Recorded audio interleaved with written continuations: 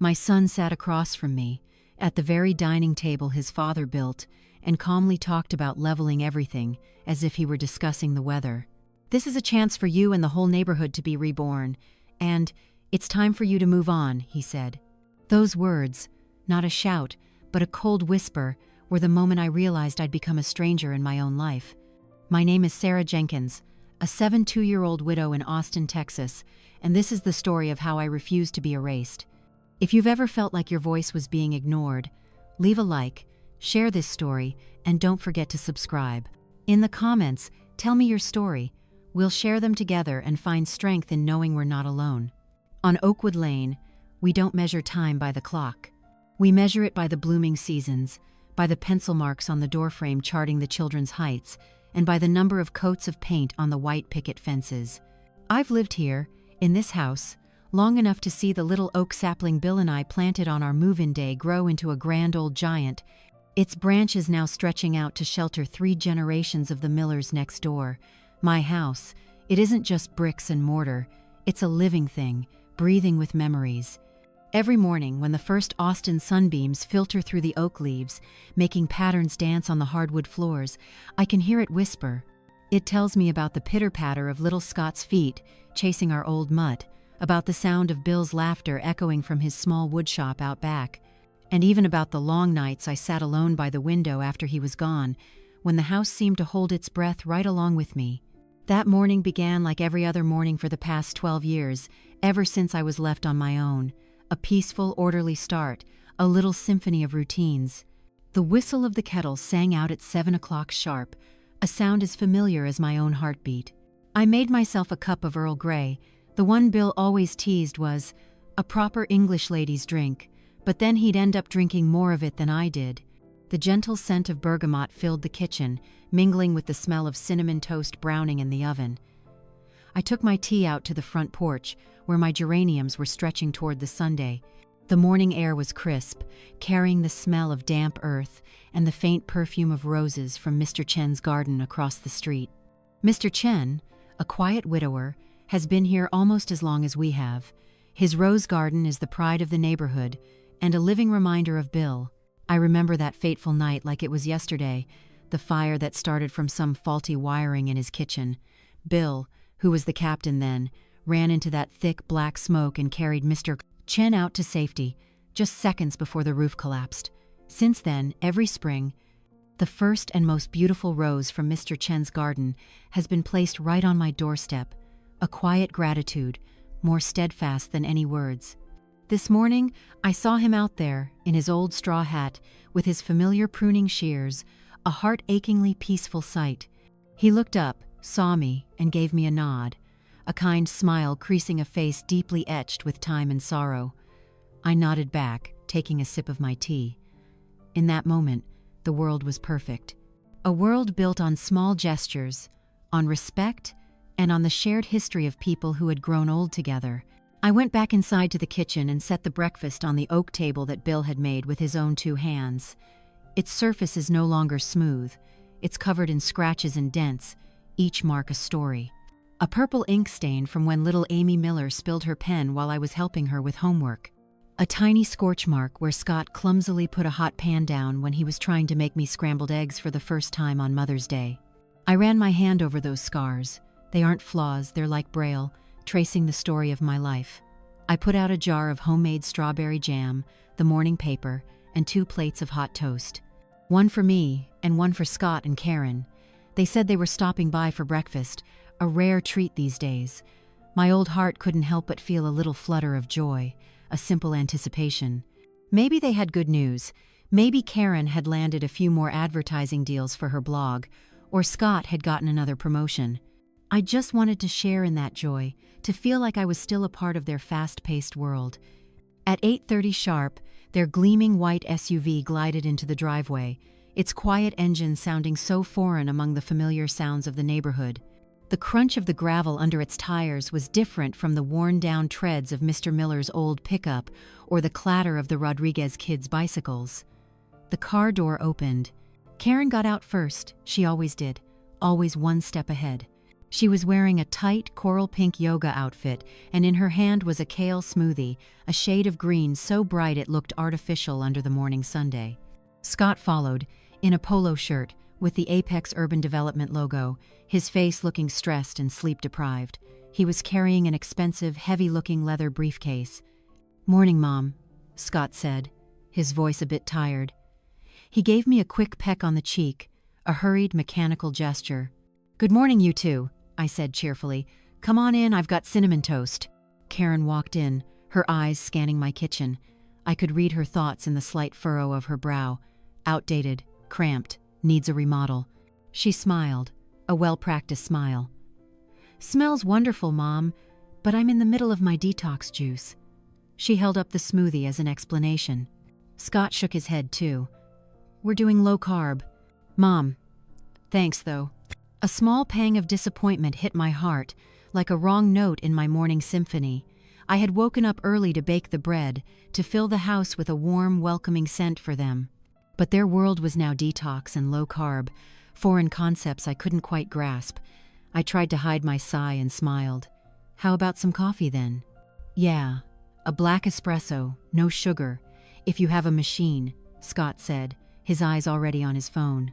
"I don't have an espresso machine, Scott, just drip coffee, the kind your father always liked." He looked up, a flicker of disappointment in his eyes. "Oh, well, I guess that's fine." I poured Scott a coffee and Karen a glass of water, then sat down across from them. Silence filled the room, punctuated only by the steady tick-tock of the grandfather clock in the living room. It wasn't a comfortable silence, but a heavy, expectant one. Karen put her glass down, breaking the tension. She pulled out her phone and snapped a picture of my coffee cup next to the little vase of wildflowers. "So quaint, Mom," she said, her thumbs flying across the screen. "I'll post it on the blog with the hashtag #SimpleLiving. It was meant as a compliment, I think, but it felt like I, and my whole life, had just been turned into an exhibit, just some content for her online world." Scott put his phone down on the table and cleared his throat. "Mom, we didn't just come for breakfast today." I looked at my son. His face was serious, his eyes avoiding mine. My heart started to beat a little faster. I knew something was wrong. "What is it, honey?" Scott didn't answer right away. He opened his leather briefcase, pulled out a glossy roll of papers, and spread it across the table. The heavy paper covered my morning newspaper, covered the beloved scratches on the tabletop. It wasn't a normal blueprint. It was a slick, 3D rendering, printed in vivid color. A massive complex of glass and steel rose up, with neat little balconies, a sparkling blue rooftop pool, and perfectly manicured decorative trees. It was beautiful in a cold, sterile way, and completely alien. I squinted, trying to find something familiar, and then I saw it. Underneath that skyscraper, faint like a ghost, was the familiar outline of Oakwood Lane, my house, the Miller's house, Mr. Chen's rose garden. All of it was sitting under the foundation of this architectural monster. A chill ran down my spine. What is this, Scott?" I asked, my voice hoarse without me realizing it. Scott took a deep breath, like he was preparing for a big presentation. "This is the future, Mom. This is the Oakwood Rise project. I've been working on it for the last 6 months." He pointed to the building. "I'm the assistant project manager." There was an undisguised pride in his voice. I had always been proud of my son's success, of his hard work and ambition, but right now, his pride felt like a knife twisting in my heart. "This project, where is it?" I asked, though I already knew the bitter answer. "It's here, Mom," Scott said, his voice flat, robotic. "My company, Apex Urban Development, has a plan to acquire this entire block, from 5th Street down to the end of Maple. We're going to redevelop the whole area." Redevelopment. The word sounded so clean, so professional, but what it really meant was flattening, wiping it all away, destruction. I felt the air leave my lungs. My cozy kitchen suddenly felt suffocating. The grandfather clock now sounded like the countdown on a time bomb. "Acquire?" I repeated, the word tasting like ash in my mouth. "Acquire my house? The Miller's house? Mr. Chen's?" Karen jumped in, her voice full of excitement, as if she couldn't see the horror spreading across my face. "Exactly, Mom. Think about it. It's a once-in-a-lifetime investment opportunity. You'll get a huge payout, way more than the market value. Enough to buy a luxury penthouse apartment right in the new building. It'll have an elevator, 24/7 security, a gym, a pool. You won't have to worry about mowing the lawn or the roof leaking anymore. Everything will be so convenient and safe. She spoke about my home, about my life, like it was some old inventory that needed to be liquidated. Safe? Convenient? I've lived here for nearly 50 years. I gave birth to Scott in the upstairs bedroom. I weathered storms and power outages and harsh winters with Bill in this house. I have never once felt unsafe. This house, this neighborhood is my safety. I turned to Scott, searching for a trace of the boy I raised, the little boy who sobbed when his pet starling died, the teenager who helped his dad fix old Mrs. Peterson's fence. But all I saw was a stranger with the cold eyes of a businessman. "Scott," I said, my voice starting to tremble despite my efforts to control it. I had to grip the edge of the table to steady myself. "This is my home, our home." He looked at me, a distant, unwavering gaze. "It was our home, Mom," he corrected, and the cruelty in that single syllable stunned me. "But I have my own family now. And this house, it's old. It's not practical anymore. Not for me, and if we're being honest, not for you either." He glanced around the kitchen like an appraiser, assessing an asset for liquidation. "These stairs, the roof that needs repairs every time a storm hits, this big yard you have to maintain. You're 72 years old." His voice dropped into a tone of false practicality, a cold concern that was somehow worse than anger. "It's time for you to move on, to somewhere safer, easier." All the air rushed out of my chest. "It's time for you to move on." Those 5 words weren't a question, they were a verdict. They hung in the air, cold and sharp as broken glass, severing the last fragile thread that connected me to the son sitting in front of me. He didn't just want to take my house, he wanted me to disappear. And then, as if to put a bandage on the wound he'd just stabbed into my heart, he repeated his soulless offer, pointing at the slick rendering. "Be realistic, Mom. This is a chance for you to reborn your life, to have a fresh, easier start." Reborn. Another one of those soulless words. They wanted me to throw away my entire life, to toss out my and Bill's legacy, to pack 50 years of memories into cardboard boxes and call it a rebirth. I stopped looking at the blueprint. My eyes stared blankly out the window, at the tire swing Bill built for Scott when he was 7.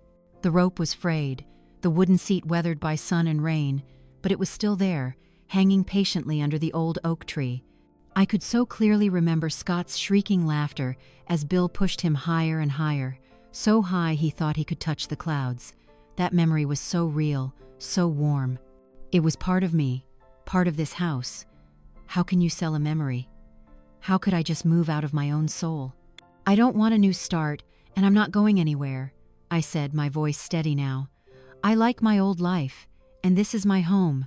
A flash of irritation crossed Scott's face. He wasn't used to being told no. "Mom, this isn't a request. It's a notification. The project has already been approved at the city level. It's only a matter of time before we send out official offer letters to every house. I'm coming to you first because you're my mother. I wanted you to be the first to take this opportunity, to get the best possible deal." His words were a slap in the face. He hadn't come for my blessing. He had come to grant me an opportunity so I could get a better deal than my neighbors. He wanted to make me an accomplice in the destruction of my own community. Karen put her hand on mine. It was soft, manicured, and cold. "Don't worry, Mom. We'll help you pack. We can hire professional organizers. They'll help you decide what to keep and what to throw away. It'll be quick." What to keep and what to throw away, as if my life was just a collection of things to be sorted. Keep Bill's armchair, throw away the geraniums, keep the photo albums, throw away the tire swing. My heart felt like it was being squeezed in a vice. I pulled my hand away. I got up, walked to the kitchen sink, and looked out at the backyard. Everything suddenly looked painfully precious. The lilac bush Bill planted for our 20th anniversary. The fence that Mr. Miller and Bill fixed together after the '98 hurricane. I could hear them whispering behind me. Karen's voice. "I told you she would be like this." Scott's voice. "She'll get used to it. She'll see it's for the best." For the best. Or for the best for Scott's career and Karen's blog? I didn't turn around. I couldn't look at their faces for another second. I heard the scrape of chairs, footsteps, and then the front door closing. I waited until the sound of their car engine faded into the distance. I stood there, frozen at the sink, my knuckles white from gripping its cold edge. My kitchen, a place of peace just minutes ago, was now filled with a terrifying silence. Scott's untouched coffee sat on the table next to that glossy blueprint, a cold invader sitting right in the heart of my home. It all started at the breakfast table, when my son casually asked me to move out of the house I had built my life in. That was the first cut, cold and unexpected. It didn't make me bleed, but it made me realize a truth more painful than any wound. In my son's eyes, I wasn't his mother anymore.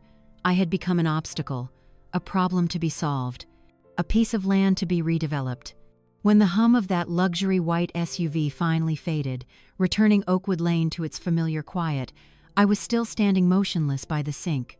My hands gripped the cold porcelain edge, my knuckles bone white. I felt that if I let go, my whole body would collapse, shattering into pieces like a dropped teacup.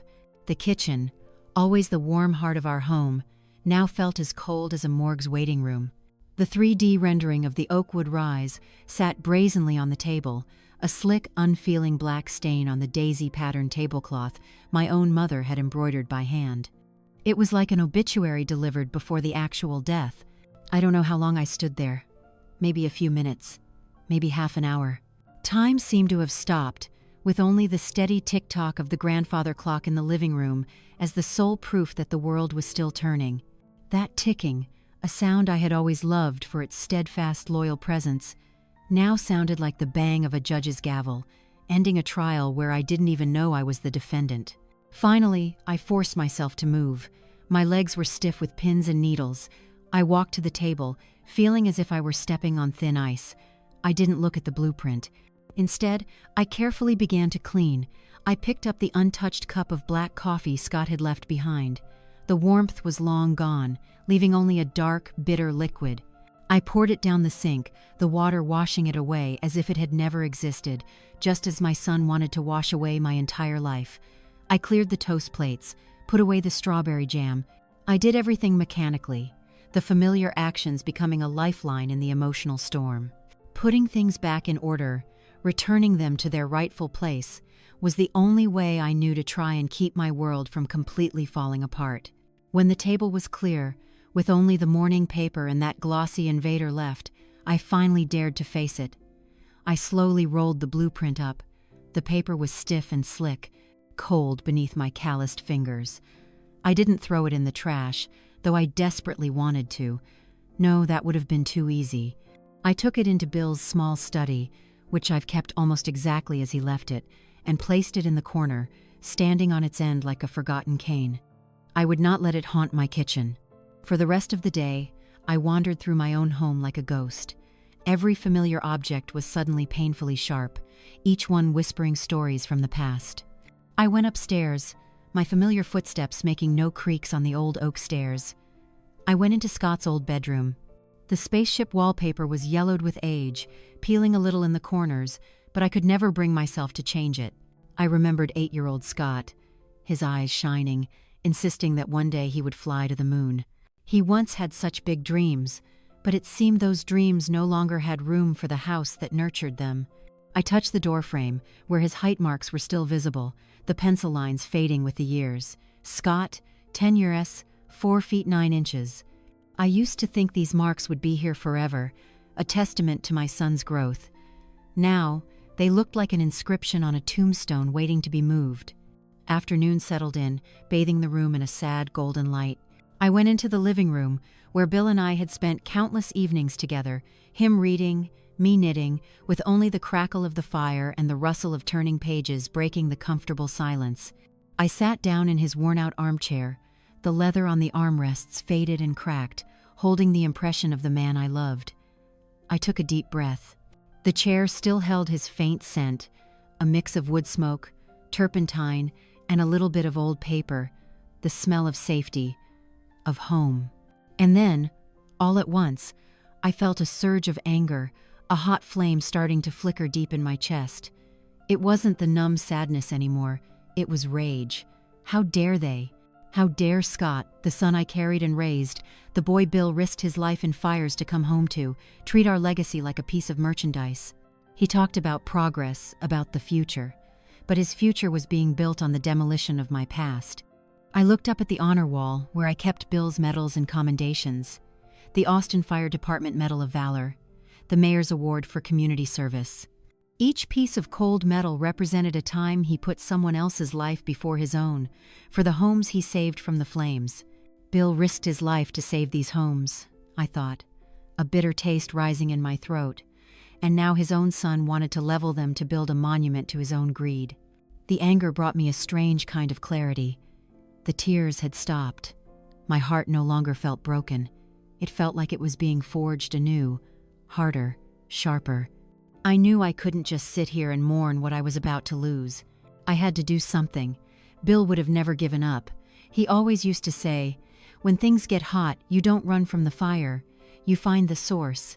I stood up and walked straight into Bill's study. I switched on his old desk lamp, its warm yellow light spilling out, illuminating rows of books on local history and construction. I wasn't looking for comfort. I was looking for a weapon. I started digging. Not through photo albums, but through old file boxes, property tax bills from the 72nds, building permits, the original deed of sale. I read every line, every word, searching for a sliver of hope, a legal loophole, anything. Darkness fell without my noticing. I forgot about dinner. Physical hunger was replaced by a hunger for action. I brewed a strong pot of tea and continued my work under the lamplight, and then I found it. An old tin box, buried deep in the bottom drawer of the filing cabinet, underneath some barn blueprints Bill had drawn up for Mr. Miller. The box had a yellowed paper label with the words Oakwood Lane Residents Association, the early days, written in faded ink. My hand trembled slightly as I opened the lid. Inside was a treasure trove of the past. Notebooks filled with handwritten minutes from the first community meetings. A few black and white photos of men, including John Miller's father and a very young Bill, putting up a fence together, their faces sweaty but beaming. The women were setting up food on makeshift tables. A photo of me, my hair still dark, holding a baby Scott, standing next to Mary Miller. We weren't just neighbors. We were pioneers, building a community together from an empty plot of land.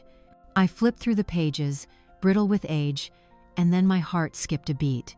Tucked between two notebooks was a carefully typed document. The paper was cream-colored with age, but the type was still perfectly clear. Its title read, Covenant for the Establishment of the Oakwood Lane Residential Area. It was dated 1958. I put on my reading glasses, my heart hammering against my ribs. I read through the clauses about yard maintenance, noise levels, and keeping pets. The simple rules of a bygone era. And then I got to Clause 9. I had to read it 3 times to make sure my eyes weren't deceiving me. The words seemed to dance before my eyes, not in black ink, but in the light of hope. Clause 9.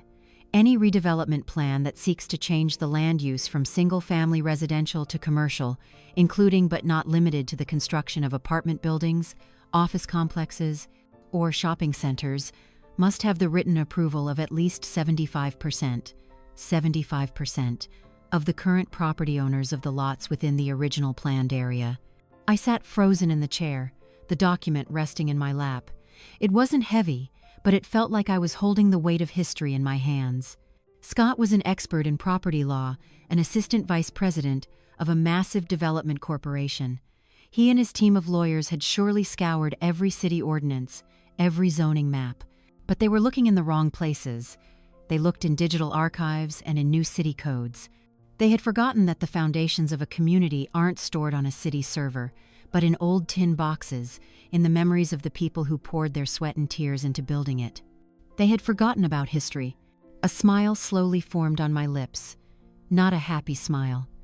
It was the smile of a warrior who had just found her sword.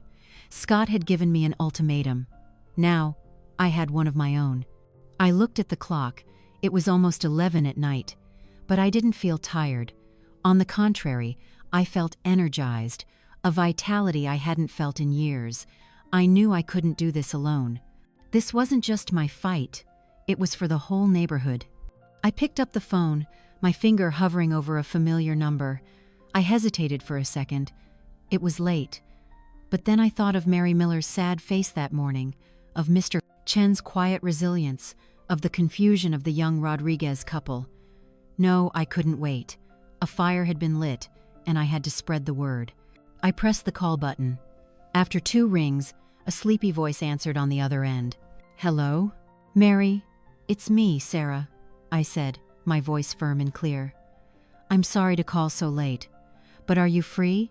I need to talk about everything." There was a pause. I heard some rustling, probably Mary sitting up in bed. "Sarah? What's wrong? You sound different." I looked at the old covenant lying on the desk, the lamplight shining on words that were nearly 70 years old but still held their power. "I think," I said, a real smile, a smile of hope, finally blooming on my face. "I just found something that might just save our homes." My call with Mary that night lasted nearly an hour. On the other end, I could hear John murmuring questions, then silence as Mary relayed my story to him. The sleepiness in her voice was quickly replaced by shock, then indignation, and finally, a resolve that was just as firm as my own. "Good heavens, Sarah," she exclaimed after I read her Clause 9. John and I had completely forgotten about that. John's father was one of the first to sign that covenant. When we hung up, it wasn't with a good night, but with a plan. Tomorrow morning, 9 o'clock. My house. The next morning, Oakwood Lane woke up with its usual peacefulness, completely unaware of the quiet war brewing. The sun still shone, the birds still sang, and the morning paper still lay neatly on my porch. But for me, everything was different. The air felt thicker, and the silence no longer felt peaceful, but like the calm before a storm. I wasn't in the mood for breakfast. Instead, I brewed a large pot of coffee, the dark roast that John Miller loved, and baked a batch of oatmeal cookies, the kind the Rodriguez kids couldn't get enough of. I knew that today, my kitchen would no longer be a place of loneliness, but a war room. At 9 o'clock sharp, the doorbell rang. It wasn't just Mary and John, they had brought Mr. Chen with them, Mr. Prouted.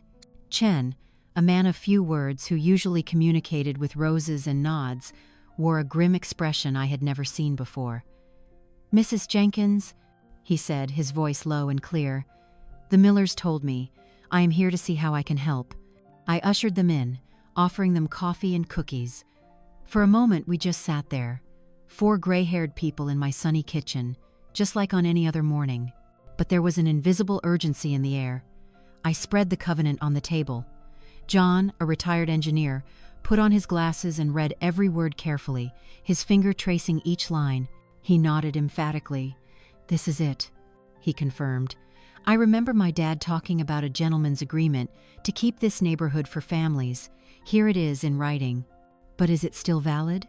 Mary asked, her voice laced with worry. "After almost 70 years? It's a covenant that runs with the land, Mary," John explained. "Unless there's some official document that dissolves it, and I'm pretty sure there isn't, it's still legally binding. The problem is, how do we convince the other 25% of the households to say no to that much money?" That was the million-dollar question. We knew Apex and Scott wouldn't give up easily. They would use every tactic in the book, the allure of money, the pressure of time, and the poison of division. The siege had already begun. It was just being conducted politely, with professional smiles and glossy folders. And it happened sooner than I expected. That very afternoon, the first assault arrived. A young man in a well-fitting suit and slicked-back hair pulled up in a near-silent electric car in front of Mr. Chen's house. He carried a leather briefcase and walked with an air of practiced confidence. We watched him from my kitchen window. He rang the bell, and when Mr. Chen answered, the young man offered a bright smile and a thick portfolio. We couldn't hear what they were saying, but we could see Mr.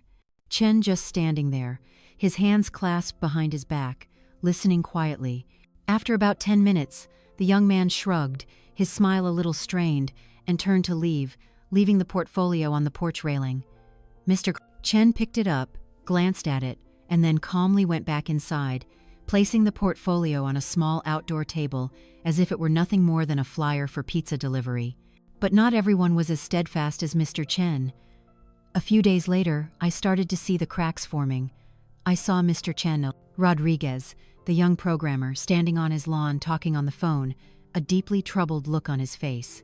I saw unfamiliar luxury cars parked on the street at odd hours, and then Karen made her move. One morning, Mary called me, her voice filled with fury. "Sarah, have you seen your daughter-in-law's blog?" I rarely ventured into that online world, but I did as Mary said. Karen's Austin Glow Up blog appeared, bright and glossy. And right at the top was a new post titled, "5 Signs Your Neighborhood is Stuck in the Past." The article was illustrated with deliberately chosen photographs, a close-up of a crack in the sidewalk in front of the Miller's house, a photo of the Petersons' faded wooden fence, shot with a dreary gray filter that made it look like it was about to collapse. And worst of all, a long-shot photo of some dilapidated, abandoned house, certainly not one on Oakwood Lane, placed next to a sparkling 3D image of the Oakwood Rise, with the caption, "The choice is ours, decay or rebirth." The post never mentioned our neighborhood by name, a maliciously clever omission, but anyone who lived here would recognize it. It talked about the burden of maintenance, about stagnant property values, about the lack of modern amenities. It sowed seeds of doubt and discontent, turning the quaint charms of our neighborhood into signs of decline. In the comments section, a flood of fake accounts chimed in with praise. "What a profound article. Austin needs projects like this. Can't wait for the Oakwood Rise." It was a perfectly orchestrated media campaign, a sophisticated psychological attack. The anger flared up in me again, but this time it was mixed with a deep sadness. I couldn't believe that Karen, the daughter-in-law I had taught my family's heirloom apple pie recipe to, could use her words to twist the truth, to turn against the very place that had welcomed her. At the same time, Scott increased the pressure. He called me one afternoon. His voice no longer had the patience of our last conversation. Instead, it was laced with unconcealed frustration. "Mom," he said the moment I picked up, "you're making things complicated. My people are telling me that a few of the households are hesitating. Have you been saying something to them?" I took a deep breath, looking out at the old oak tree in the yard.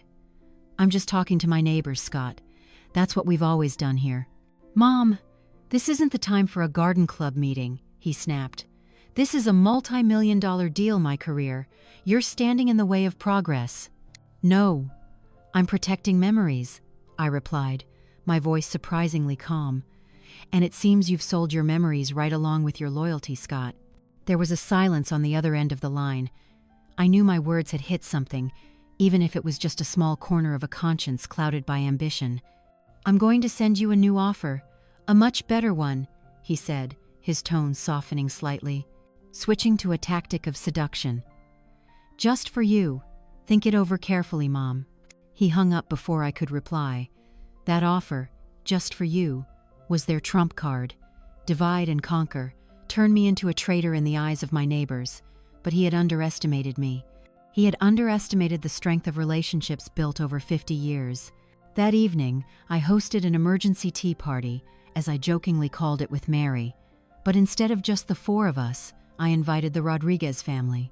They arrived looking worried and a little sheepish. The husband, Carlos, was holding the Apex portfolio in his hands. I didn't start by criticizing Apex or talking about the covenant. I just placed the old neighborhood photo album on the coffee table. I told them stories. I told them about the early days, when this street was just an empty field. I told them about the neighborhood barbecues, about the times everyone pitched in to help fix a roof after a storm. I showed them the picture of Scott, just a little boy, playing with John Miller's father. I told them, we chose this place not for the value of the land, but for the value of the community.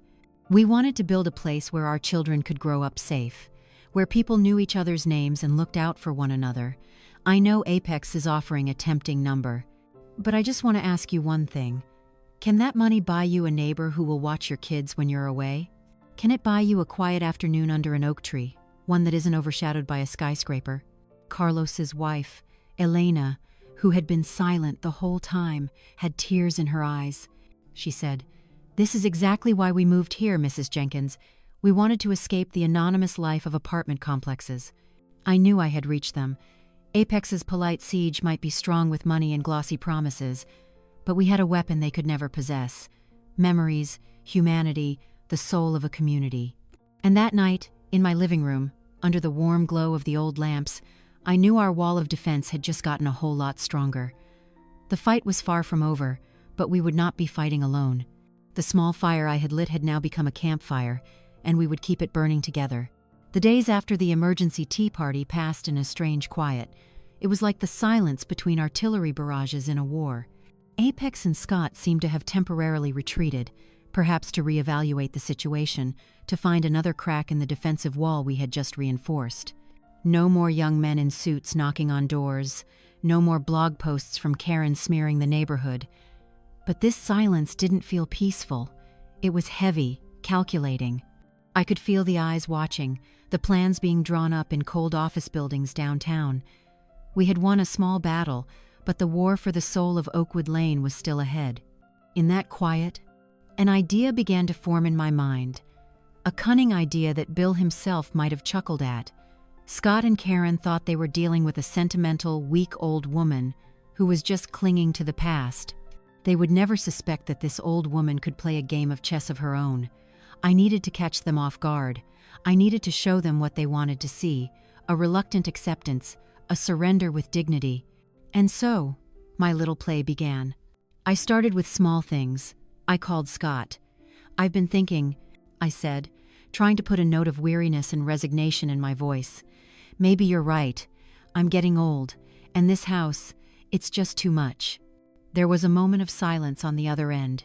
I could picture his face, a mixture of surprise and triumph.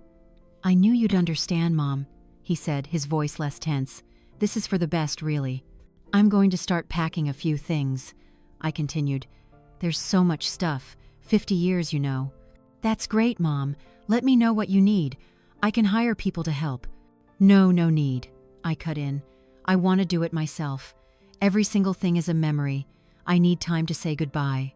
That last part, though part of the act, held a painful truth, but it worked. I knew Scott would tell Karen, and she would probably write some blog post about graceful transitions or honoring the past while moving toward the future. Let them think they had won.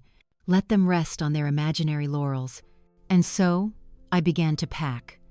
I brought empty cardboard boxes up from the basement. I started with the guest room, the room that held the fewest painful memories. I took down the faded curtains, folded old sets of sheets, and wiped down surfaces that hadn't been touched in years. I worked slowly, deliberately. If the Millers or Mr. Chen looked over, they would see a widow quietly preparing to leave her home. A sad but completely believable scene. I spent several days on these meaningless tasks, packing old books I knew I'd never read again, putting Bill's old clothes in bags for donation. Each action was like a small pinprick to the heart, but I told myself it was a necessary sacrifice. To win a war, sometimes you have to pretend to lose a few battles. And then, the day came. The day for my real objective. The attic.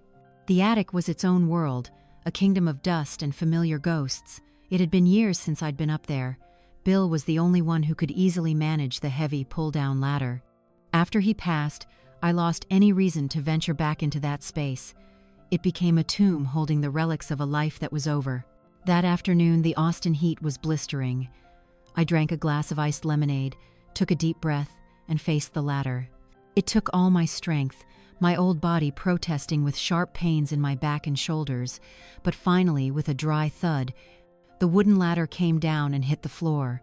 A wave of hot, stuffy air carrying the smell of old wood, decaying paper, and the dust of ages rushed down. I climbed slowly, step by step, the ladder groaning under my weight. The only light in the attic came from a small, dusty round window on the far wall, creating a dim shaft of light that made the dust motes dance like daytime fireflies. Everything was covered in a thick gray layer of dust, like snow on an abandoned city. Old cardboard boxes and furniture draped in white sheets looked like waiting ghosts. I stood there for a moment, letting my eyes adjust to the gloom. Scott's entire childhood was up here. His little red tricycle, now rusted. His collection of Batman action figures that he had treasured. The wooden crib where he had slept his first nights. I felt like I was trespassing on sacred ground. I wondered, how could a child who grew up among these memories be so willing to level them without a second thought? Is it possible that when people grow up, their hearts become clad in steel, as hard and cold as the buildings they construct? I pushed those thoughts aside. I wasn't here to wallow in the past. I was here to find a weapon for the future. My target was Bill's old steel footlocker, an army trunk he'd brought back from his time in the service before he became a firefighter.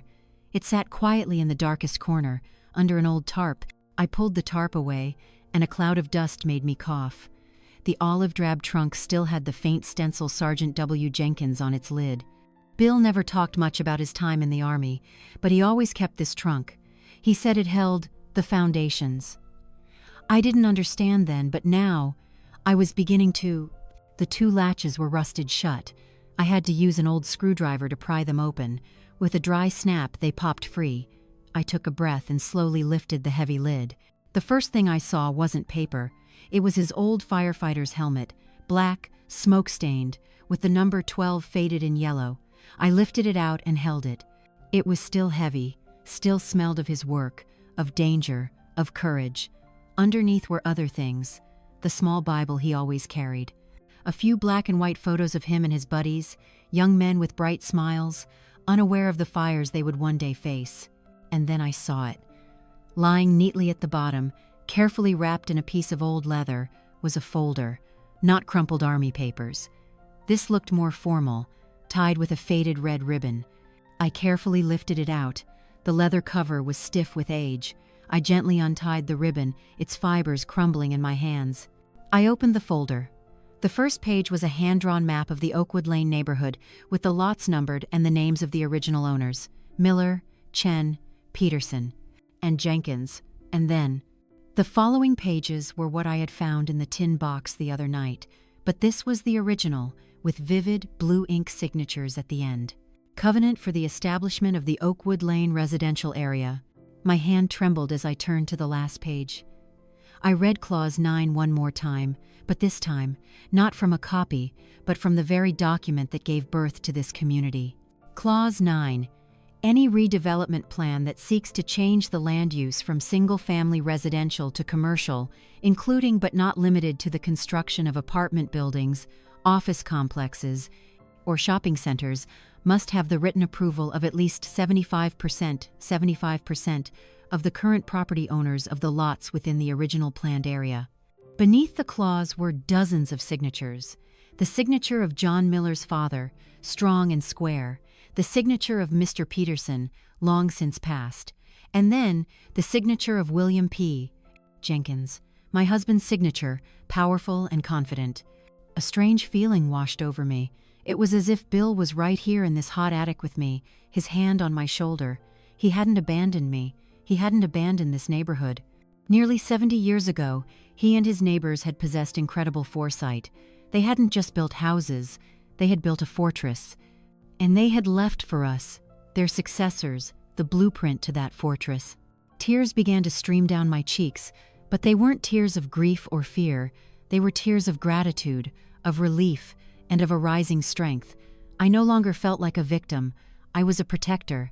I sat there on the dusty attic floor, clutching the folder to my chest like a child holding their most prized possession.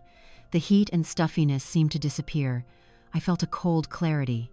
Scott and his Apex Corporation had money, lawyers, and flashy blueprints. But we had something stronger. We had history. We had the law on our side. And we had the truth. My narrative voice, if anyone was listening, would no longer be a lament. It would be a declaration of war. Scott was an expert in property law, but he only read the new books. He had forgotten that history has a voice of its own. And today, in this attic, I had found that voice. It had been silent for far too long, but now it was going to roar. I carefully placed everything back in the trunk, except for the Covenant. I held it to my chest, climbed back down the ladder, and slammed the attic door shut, locking the ghosts and my own weakness behind me. I walked downstairs, my steps firm. The house itself seemed to feel the change. It was no longer groaning under my sorrow. It was standing tall, ready for a fight. I went to the kitchen and washed the layers of dust from my hands and face. I brewed a fresh pot of coffee, strong and fragrant, and then I picked up my phone, My finger hovered over Scott's number, but then I stopped. Not yet. Before confronting the enemy, I needed to assemble my army. I dialed John Miller's number. "John, it's Sarah," I said when he answered, my voice steady and clear. "Are you home? Can you and Mary come over right now? And call Mr. Chen too. I think I just found our Declaration of Independence." Less than 15 minutes after my call, the doorbell rang. Not a single chime, but a rapid series of rings that spoke of urgency. When I opened the door, it wasn't just John and Mary Miller, Mr. Ever.com and Mary Miller. Chen was there too. John, the practical and always calm man, had a tense look on his face today, his eyes shining with anxious curiosity. Mary clutched her husband's arm, while Mr. Chen, holding his familiar straw hat, simply nodded a silent greeting, but in his kind eyes, I saw a deep concern. They hadn't asked many questions over the phone, but they knew from the tone of my voice that this was no ordinary invitation for tea. I led them into the living room, where I had cleared the coffee table, not for a teapot and cookies, but with the solemn air of a council meeting. I placed the leather-bound covenant on the table, right in the center, like a key piece of evidence in a trial. For a moment, all three of them just stared at it, as if it were a sacred relic just unearthed. "This is what I found in the attic," I said, my voice low and clear. "In Bill's old footlocker." John was the first to pick it up. The hands of a retired engineer, accustomed to precise technical drawings, now trembled slightly as they touched the time-cracked leather. He opened it carefully, Mary and Mr. Chen leaning in close to see. I watched their faces as John read Clause 9 aloud, his voice hesitant at first, then growing stronger and more resolute. "Must have the written approval of at least 75% of the current property owners." When he finished, a stunned silence filled the room. It wasn't the silence of disappointment, but of shock, of something unbelievable having just become true. Mary was the first to break it. She raised a hand to her mouth. "Oh my goodness, Sarah," she whispered, her eyes wide. "So, we can stop them?" "We can do more than that," John said, his voice now full of authority, placing the document back on the table with a soft but heavy thud. "We will stop them. This is a legally binding document. Apex might have the best lawyers in Austin, but they can't argue with a covenant that's recorded with the land itself." "But 75%. Mr. Chen spoke up, his tone thoughtful. "That is a large number. Our neighborhood has 32 houses. That means we need at least 24 households to agree. Apex will surely offer a very high price. Money has a frightening power, ladies and gentlemen." Mr. Chen's words were like a splash of cold water, bringing us back to the harsh reality. Hope was one thing, but turning that hope into a victory was another matter entirely. We knew Apex wouldn't fight fair. They would use money to entice, promises to divide, and fear to conquer. And that's when my living room truly became a war room. John, with his engineer's logical mind, immediately asked for paper and a pen. He spread a large sheet of paper on the table and drew a rough map of Oakwood Lane. "All right," he said, holding the pen like a general's baton. "We need a strategy. First, let's identify our forces." He circled my house, his own, and Mr. Chen's. 3 households, solid, were the founding members. "The Rodriguezes," I added. "I've spoken to them. They're young, they're worried about finances, but their hearts are in the right place. I think we can count on them." John circled their house and put a question mark next to it. "Needs reinforcement. Next, who are the highest risks?" Mary sighed. "The Petersons. She's a widow, living on a pension. A large sum of money would solve a lot of her problems. And the Young Lee family at the end of the street, they just had twins, and I heard the husband just lost his job." John marked those 2 houses with red X's. Within minutes, our map had become a chessboard, with solid pieces, wavering pieces, and pieces in danger of being captured by the opponent. We had a mountain to climb. 24 votes was a distant goal. "We can't fight them with money," I said, looking at those red X's. "We don't have that. We have to fight them with something else, something Apex can't buy." "With what?" Mary asked. "With memories," I replied. "With community, with the very soul of this place." And so, our Operation Assemble the Troops was born, right there at the coffee table in my living room. It wasn't a complicated plan, but it required courage, patience, and an unshakable belief in the values we were protecting. We began a quiet but powerful campaign. It wasn't like a noisy political rally. Our weapons weren't posters or loud slogans. Our weapons were front porch conversations, cups of tea, old photo albums, and most importantly, sincerity. I took on the task of speaking with the old-timers, the ones who had been here long enough to remember the beginning. I visited Mrs. Peterson. I didn't bring the covenant. I brought a plate of scones and my photo album. We sat together for hours, looking at old pictures, laughing at silly stories from the past, and getting misty-eyed at the sight of dear faces who were no longer with us. It was only when she sighed, "Oh, Sarah, if only things could be like they used to be," that I gently said, "Maybe they can't, but we can fight to keep what's left." Florence. I told her about Scott's plan and about the covenant.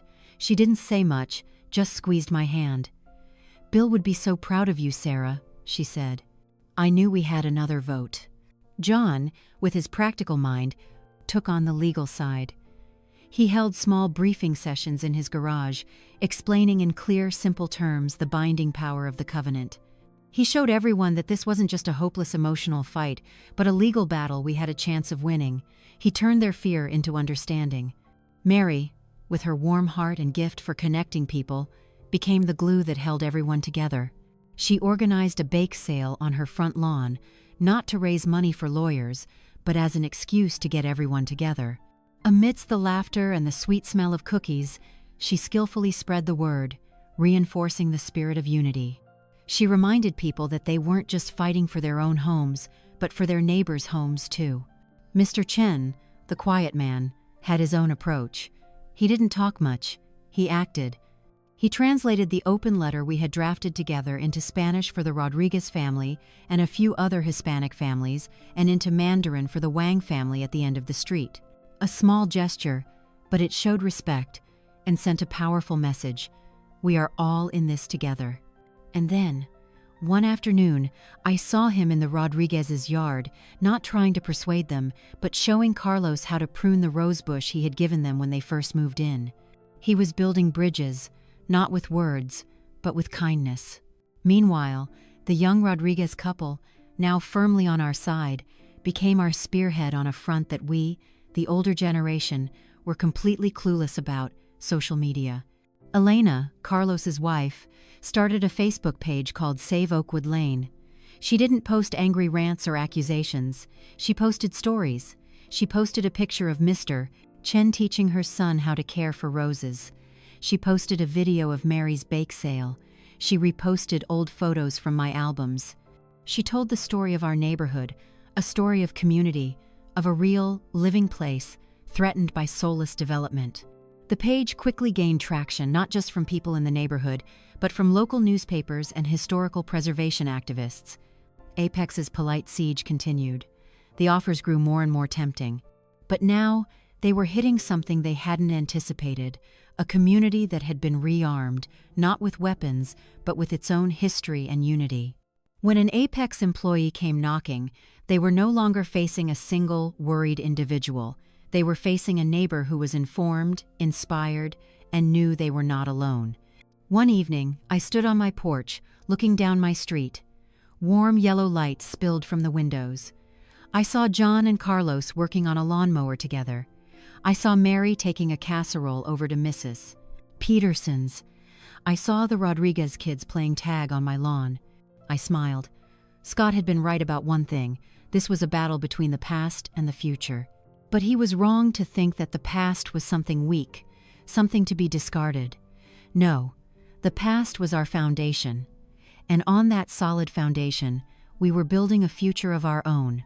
A future that Apex, with all its money and power, could never touch. News of the community meeting, organized by Apex Urban Development, spread through the neighborhood like wildfire. It wasn't announced through friendly calls or tea parties. Instead, glossy flyers were stuffed into mailboxes, printed on expensive cardstock, with the 3D image of the Oakwood Rise taking up most of the space. The time and place were clearly printed: Thursday night, 7 p.m., at the Oakwood Elementary School auditorium, the very school that Scott and almost every other kid in this neighborhood had attended.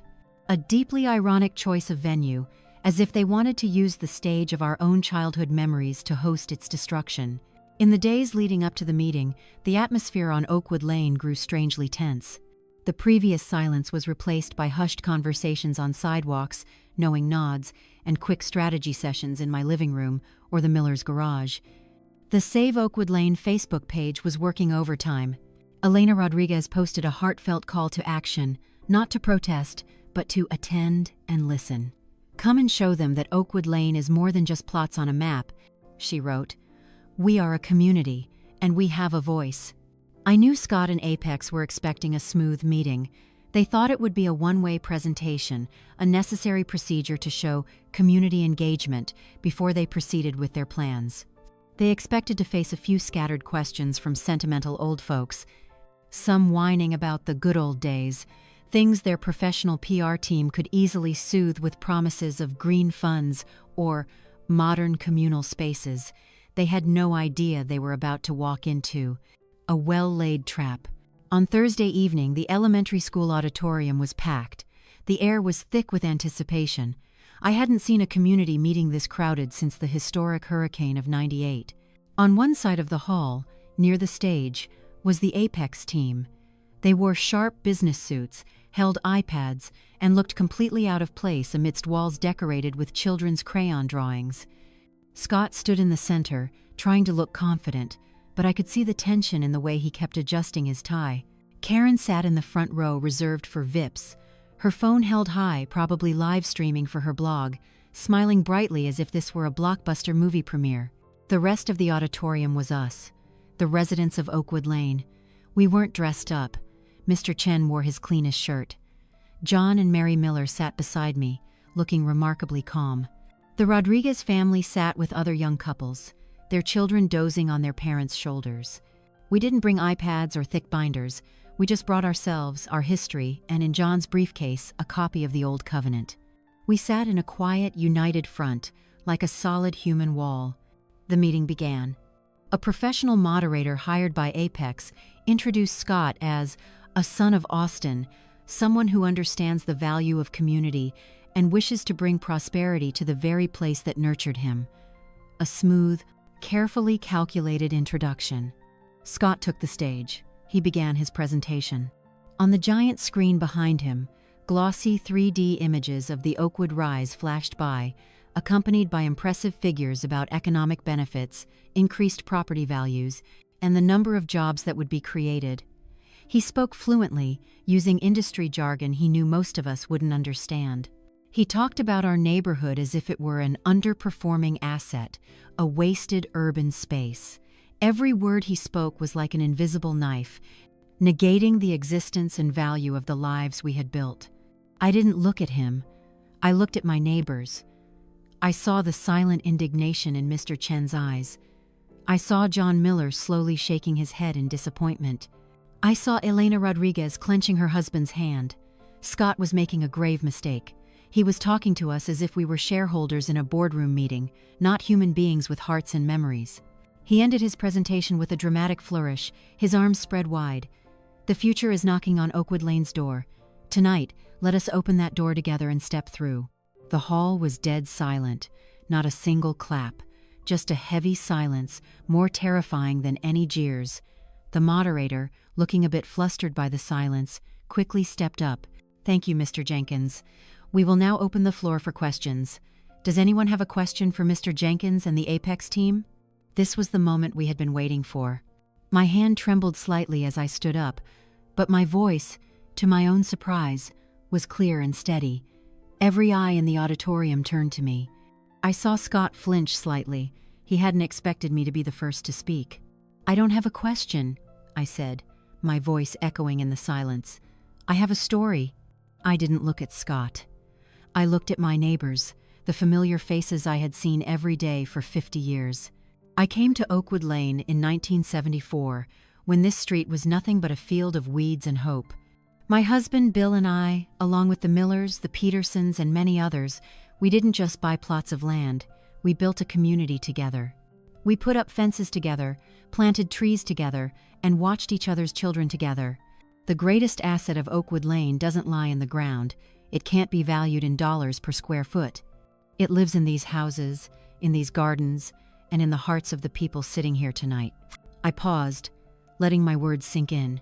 My son talks about the future, but the future he paints is one built on the erasure of our past. A future where neighborly kindness is replaced by monthly maintenance fees, where old oak trees are cut down to make way for underground parking garages.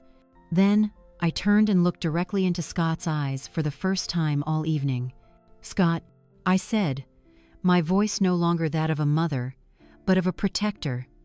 "You are trying to sell something you never truly owned. You may own a piece of land, but you can never own our soul." I sat down.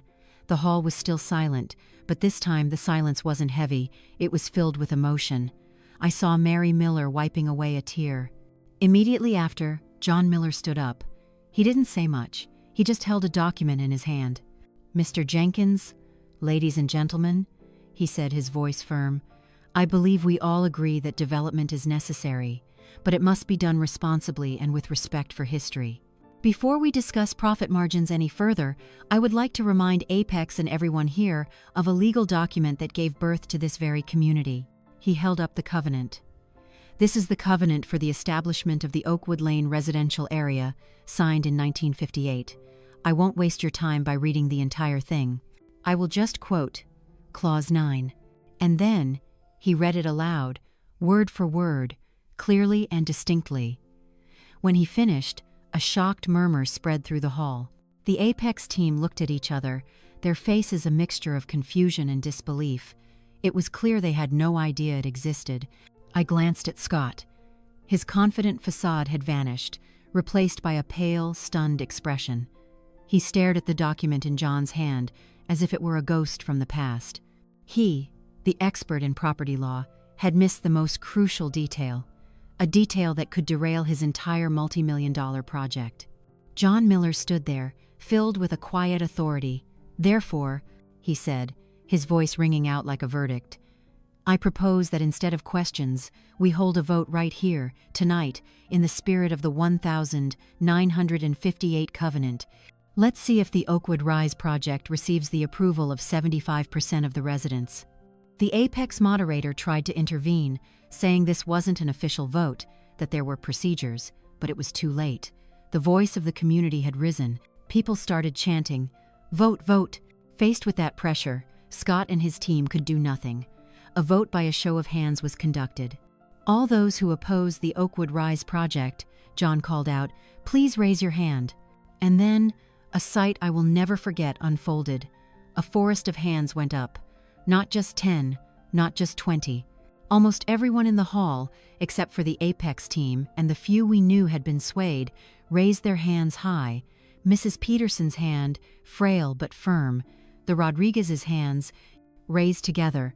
Mr. Chen's hand, steady and resolute. Over 80%. An overwhelming victory. Scott and Karen were frozen on the stage. The cameras of the local news reporters, who had been drawn in by Elena's Facebook page, were now all pointed at my son's pale, furious, and humiliated face.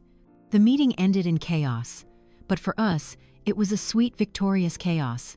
We hadn't just said no, we had roared. As people started to leave, hugging and shaking hands, a powerful sense of unity filled the hall. I stood there, watching my son being surrounded by reporters, trying to answer their rapid-fire questions. For a moment, our eyes met across the room. In his, I saw no remorse. I saw only humiliation. I knew the battle in the auditorium was over, but the most private, most painful confrontation was still to come. That night, after the meeting, Oakwood Lane did not sleep. Lights shone from windows late into the night, not out of fear but out of a shared joy, a collective relief.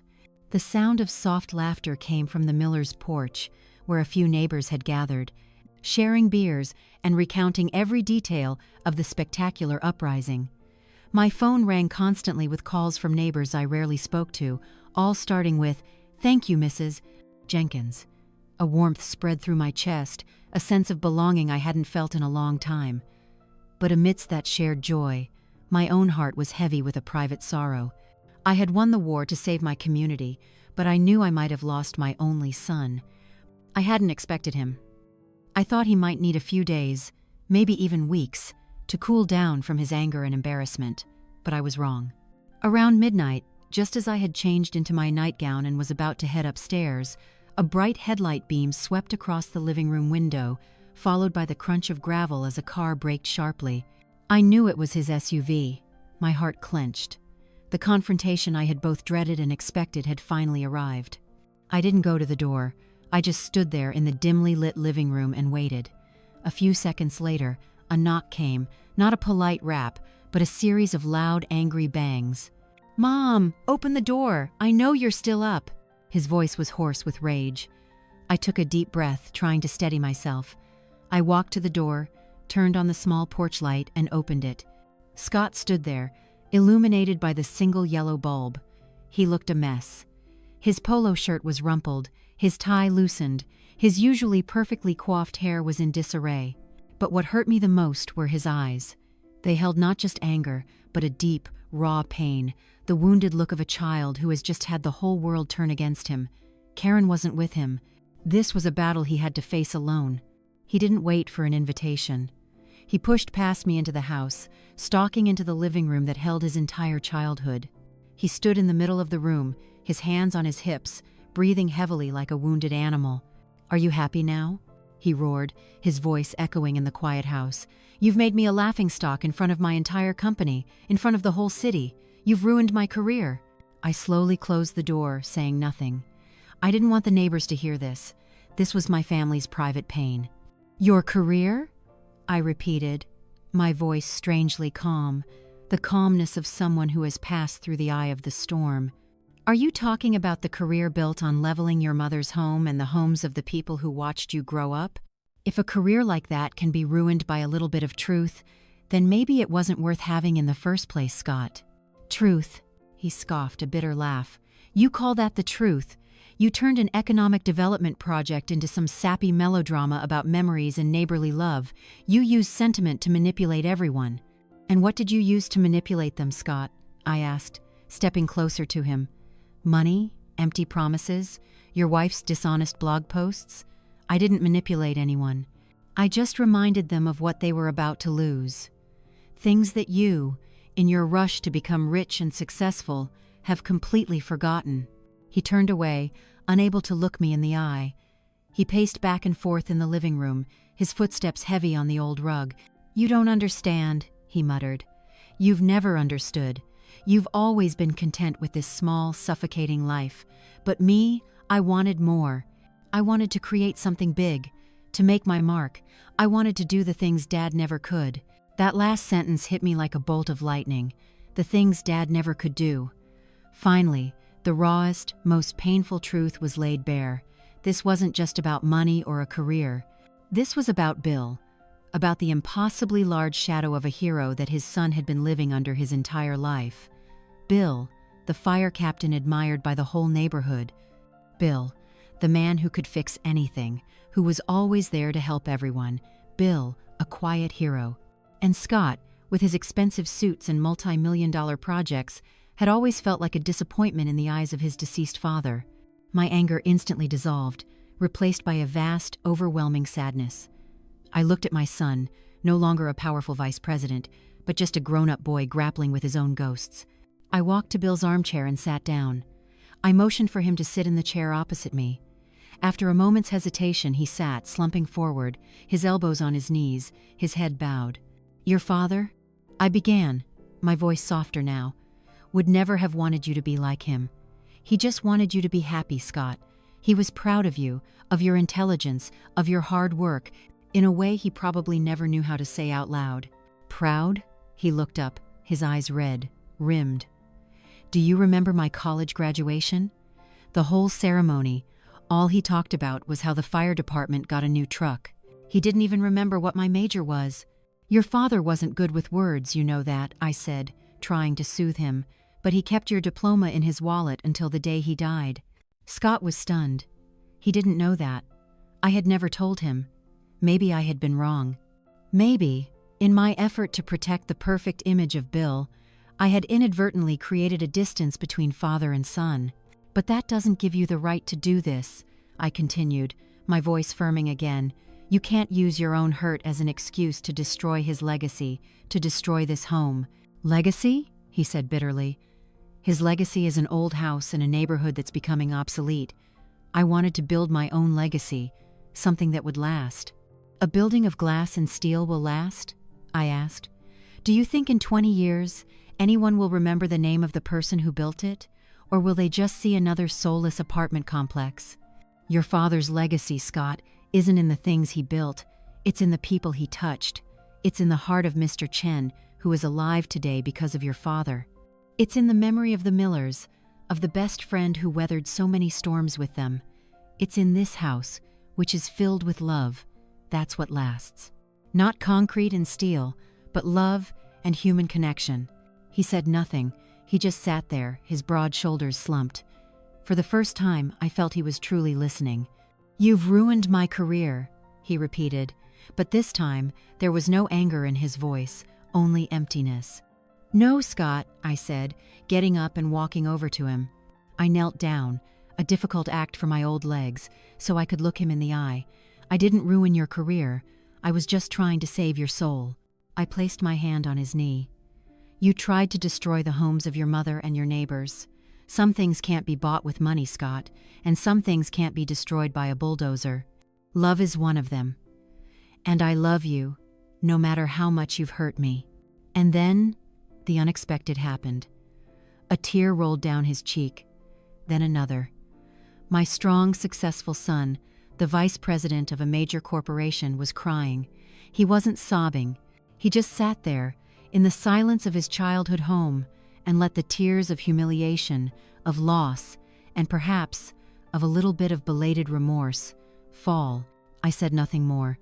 I just stayed there, kneeling before him, my hands still on his knee, sharing in his pain. The war outside may have ended, but the war within him, the war to reconcile with his father's shadow and find himself, was probably just beginning, and I knew, as a mother, I would have to be there with him in that war. No matter how difficult it was, that night, in the House of Truth, there were no winners or losers, only two broken hearts trying to find a way to mend themselves. Scott didn't go home that night. After the tears dried up, he just sat there in the heavy silence of the living room. I made him a cup of chamomile tea, just like I used to when he was a little boy and had nightmares. He took it, his hands still trembling, and drank it slowly. We didn't say anything else. No apologies were spoken, no forgiveness was granted. Some wounds are too deep to be healed by words alone. They need time, space, and silence to scar over. Near dawn, he stood up, walked silently to the door, and drove off into the fading night. I didn't stop him. I knew he needed to go, needed to be alone to face the ashes of his collapsed ambitions and confidence. In the following days, Oakwood Lane slowly returned to its peaceful rhythm, but it was a different kind of peace. There was a new energy, a stronger bond. People greeted each other more warmly on the street. Fence-side chats lasted longer. The Save Oakwood Lane Facebook page no longer posted calls to battle, but instead announced a neighborhood-wide barbecue at the end of the week to celebrate the victory, and pictures of the Rodriguez kids proudly showing off the first tomatoes from the new community garden. We hadn't just saved our houses, we had saved the very meaning of the word neighbor. The Oakwood Rise project was dead. A few days after the meeting, a small article in the Austin Chronicle announced that Apex Urban Development had indefinitely postponed the project due to a lack of community consensus. No apology, just a cold corporate term to cover up a humiliating defeat. Scott didn't call me. I knew that in his world, silence was a punishment. But this time, I didn't accept it passively. I had a whole community to fill the void. A few months passed. Spring gave way to the sweltering heat of a Texas summer. My life slowly found its balance again, but there was still a Scott-shaped hole in my heart. Every time a car drove by, I would unconsciously look up, hoping it was his white SUV, but it never came. And then, one Saturday afternoon, as I was outside weeding my garden, a familiar figure appeared at the end of the street, not in a luxury SUV. It was Scott, on foot, alone. He looked thinner, more tired, but his eyes no longer had the overconfident swagger of a conqueror. Instead, there was a quietness, almost a humility. He was wearing a simple t-shirt and jeans, no longer the uniform of a vice president. He stopped at my fence, not coming in right away. He just stood there, watching me garden, looking at Mr. Chen's roses blooming across the street, at the tire swing gently swaying under the oak tree. "Your geraniums are beautiful this year, Mom," he said, his voice low and a little awkward. It was the first thing he had said to me in almost 3 months. I didn't answer right away. I stood up, took off my gardening gloves, and brushed the dirt from my pants. "They need a lot of water," I said simply, trying to remain calm. "And you have to talk to them a little bit now and then." He nodded, as if this were incredibly important information. Silence fell again, but it wasn't as awkward as before. He started, then hesitated. "Karen, she's gone. She said she couldn't live in a place with no vision. She moved to Los Angeles." I just nodded. I wasn't surprised, nor did I feel any satisfaction. Just a faint sadness for a marriage that had been built on the wrong foundations. "I quit my job at Apex," he continued, as if unburdening himself. This time I was surprised. "Why?" He shrugged, a gesture that looked surprisingly boyish. "I didn't belong there anymore. After the meeting, everything was different.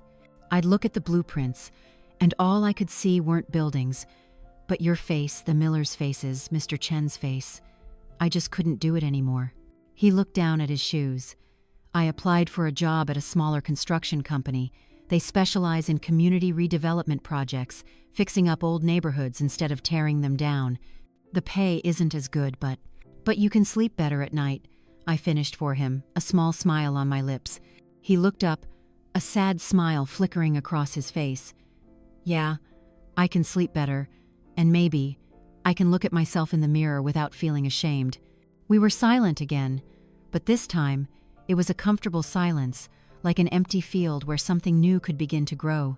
"Mom," he said, his voice almost a whisper, "I'm sorry." 3 simple words. 3 words I had longed for, but hadn't dared to hope I would hear. Tears welled up in my eyes again, but this time they were tears of relief. "Come on in, Scott," I said, my voice choked with emotion. "I just made a pitcher of lemongrass iced tea. I know you like it." He opened the gate and stepped into the garden where he had grown up. He didn't go straight to the house. Instead, he walked over to the tire swing and touched the frayed rope. "I was thinking, maybe this weekend I could fix this for you," he said, his eyes still on the swing. "It doesn't look very sturdy anymore." "All right," I said, laughing a little. "But don't do it like last time, putting the post in a whole inch crooked so your father had to fix it." He laughed, a real, hearty laugh, a sound I hadn't heard from him in years. I remember that. He grumbled about it all afternoon. "He grumbled, but he was so proud of you," I said. He turned to look at me, and in his eyes, for the first time in a very long time, I saw my son again.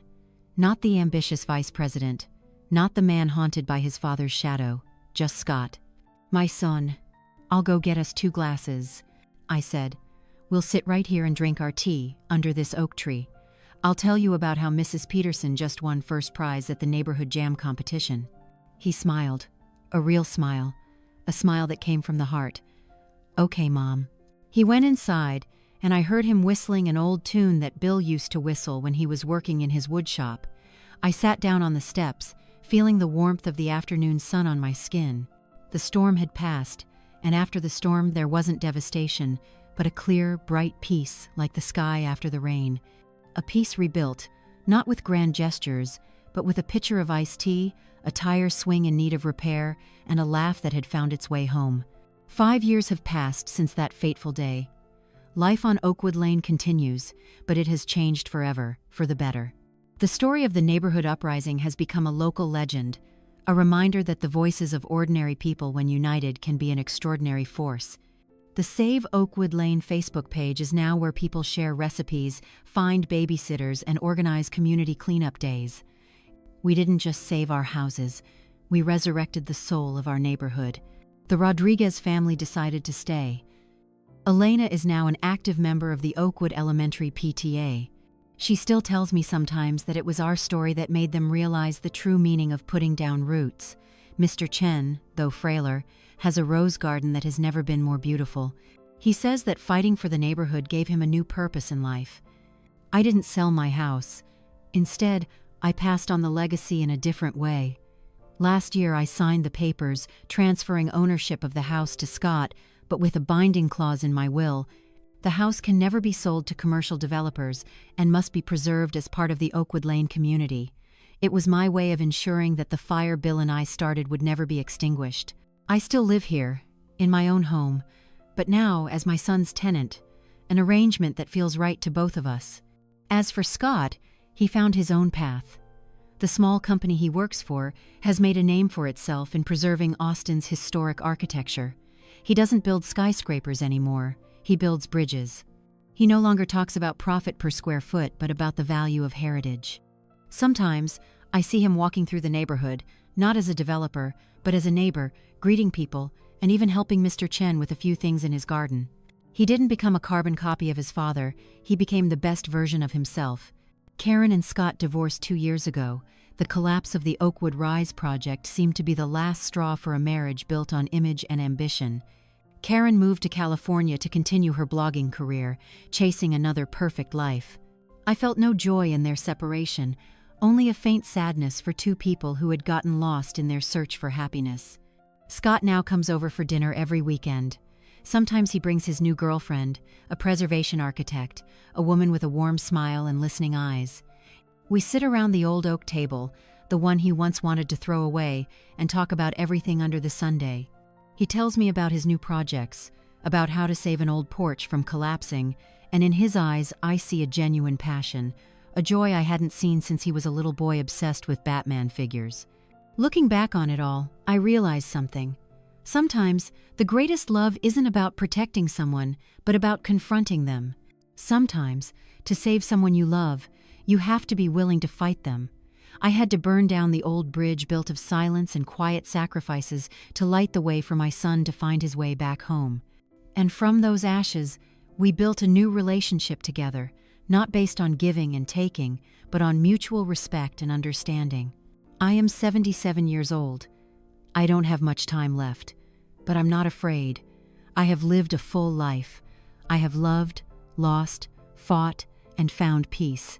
Every morning, as I sit on my porch, drinking my tea and looking out at my beloved street, I don't just see houses. I see a story, a legacy, a flame passed from one generation to the next. And I know that flame will never go out.